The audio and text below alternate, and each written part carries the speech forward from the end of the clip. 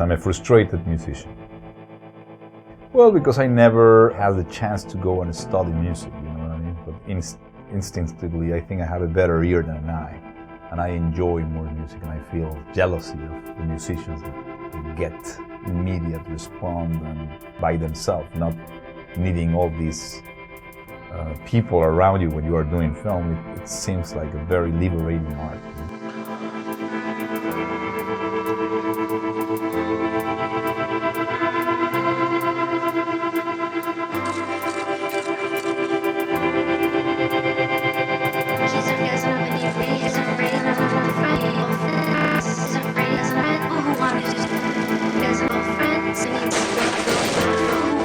I start making films because I guess there is no other thing I really know how to do it. You know, I will be terrible in another job. That's the only reason I thought that would be the way to express myself, which I found it very terrifying at the beginning, but then, you know, you just learn to live with that. You know.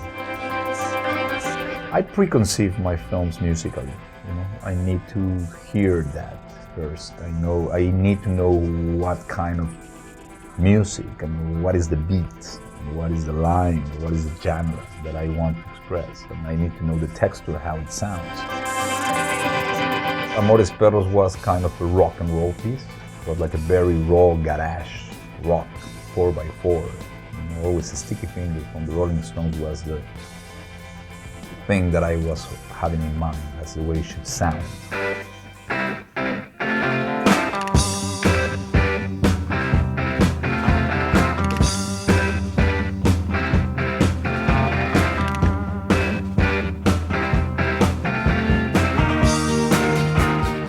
Grams was more like a jazz, you know, jazz piece, not only structurally, but I was always listening a lot of jazz pieces, you know, Pat Metheny and Miles Davis and things like that.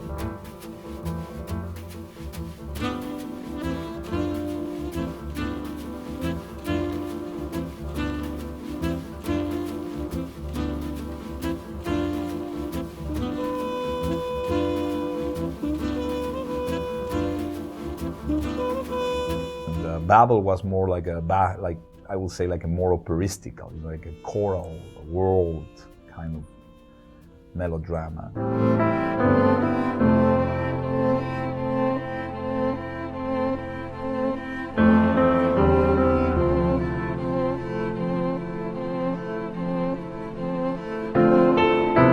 Beautiful, I conceive, or I thought about.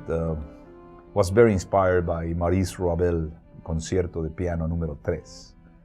And it began like an adagio, but I think now it ended up being more like a requiem, you know, with that kind of gravity and darkness.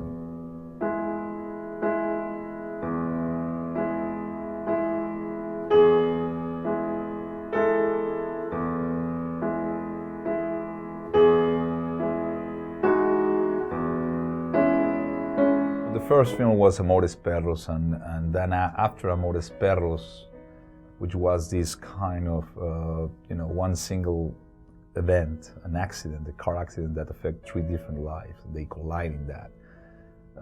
Then it came 21 Grams, which was a different structure, but it was now, I will say, one single story told in 3 different points of view. And after 21 Grams, you know, I thought about the possibility to expand that same concept of getting lives being affected, but now in a global scale. And after that, I decided to move away from that because I have said and done what I have to say, and deliberately I moved in a different territory with Beautiful.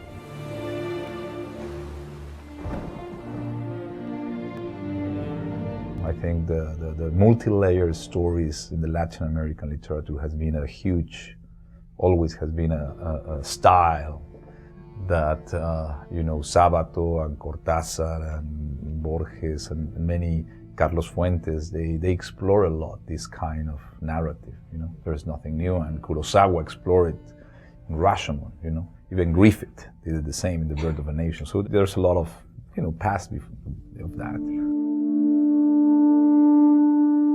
I'm not very interested or worried about nationalities. You know, I don't like boundaries, and you know, I love very much my country to be a nationalistic guy. And honestly, I feel that I'm very proud to belong to a world community of filmmakers that, you know, we have the privilege and the luxury of being able to make films around the world. Amores Perros was situated and located in Mexico, and there was a social commentary there about the classes. 21 Grams was not relevant. It was shot in Memphis, but it was not really nothing really important for that story.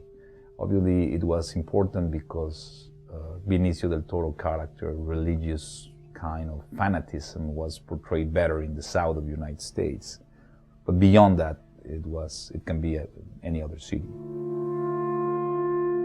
And Babel, obviously, it was important because the culture of that Japanese or the Moroccan or the Americans or the Mexicans were important to understand the context of each of these characters. And in Beautiful, I have to say that I shot the film in Barcelona, but Barcelona is not a character, it is not a protagonist. What I want to say is that what is going on in Barcelona and in that suburb, the immigration problem, which is the slavery of the 21st century, it can be found in Rome, it can be found in Paris, it can be found in UK, and it's not about Barcelona. I'm not interested. I'm interested more in the human drama that happened in kind of these places, you know. It was shot because Javier is Spanish. We shared the Spanish as a language, so, you know, it was shot because it was great to have the contradiction of the beautiful city that is Barcelona with this other side that shows the polarization of the economy and this horrible dictatorship of the capitalism that we are living.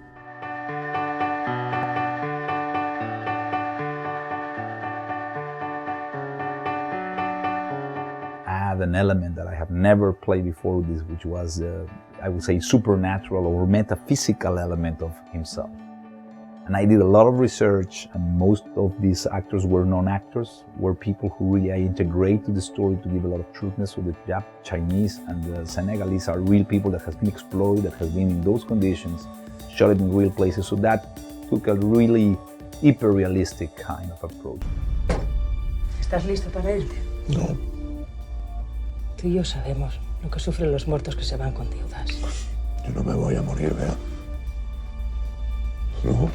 When you get to one single actor in a long period of time, as this shoot was, it's really exhausting. So I was almost killing him, you know, demanding all that emotional and all that, you know, things. You know, it can be unbearable, tough. So, you know, it's different. You have to be measuring to not kill somebody. I think the films that I do are about life. There's an urgency, themes that are exploring people or characters that are under limited circumstances, but it's life which is observed maybe, and especially in Beautiful, it's observed at the end of the road, you know what I mean? So through the end, through the death, you observe life, and life has another meaning. But it's not about that. I'm not interested in that. I'm interested in life. I think that suffering is inevitable. You know, we all our culture is just built and obsessed with reject pain. I'm talking about the pain of losing the beauty, then you get surgery. All we are designed to get surgery and to not confront age or death, or people get a lot of drugs and antidepressants and all kind of mechanics and, you know, things that doesn't belong to the natural process to get rid of that. I don't like suffering. Obviously, I will say religion was invented through that, and spirituality and things like that. And there's better ways than pills to get rid of that, by meditation or whatever. But these characters that I'm interested, they are hit, they take decisions, they deal with that, and they normally find a way to get away or to survive that. and understand much more about their own nature and get enlightened by that. I found that the most interesting characters really contradict themselves. I find myself being a very contradicted guy. I find that in my incongruency, I find myself in the sanity, in the healthy way. In Mexico, for example, we can really integrate that to our understanding of being alive, and that's why maybe we kind of bite and enjoy and live a little bit more the present, because the conscious that you will die make you, in a way, aware of the quality and the importance of life itself. We don't take it for granted. There's a contradiction, maybe, that we are the only creatures that are immortals, because differently from the animals and the plants, they don't know that they will die. So they don't have that gift. And we know that since we are 7, 8 years. And that is a big deal.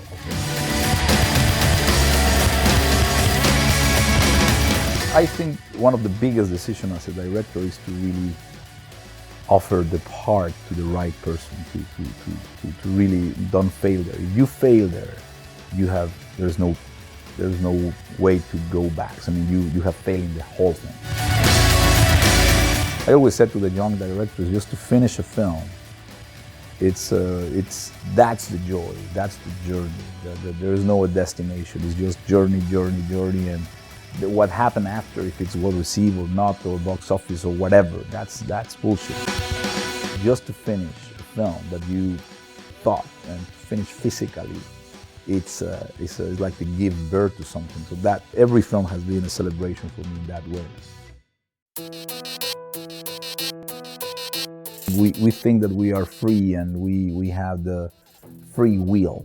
And we have, but it's a low percentage. I think most of the things that really define our life sometimes doesn't have to do with us. You know what I mean? The people we meet, an encounter that we have or we didn't have, the fathers and the parents that we end up being with. You know, I mean, there's a lot of destiny, and fate things that really play a big role. Deja de sacar fotos, cabrón. Dile que te dé la puta cámara. Stop taking the pictures. Dile que me dé la puta cámara, cabrón. And I think we are now living in this globalized community where technology, money, ideas, messages can be around the world, but we don't allow human beings to be part of that flow, and that's just a very stupid idea. So until we don't understand that, we are creating big walls for what really is important, which is human beings.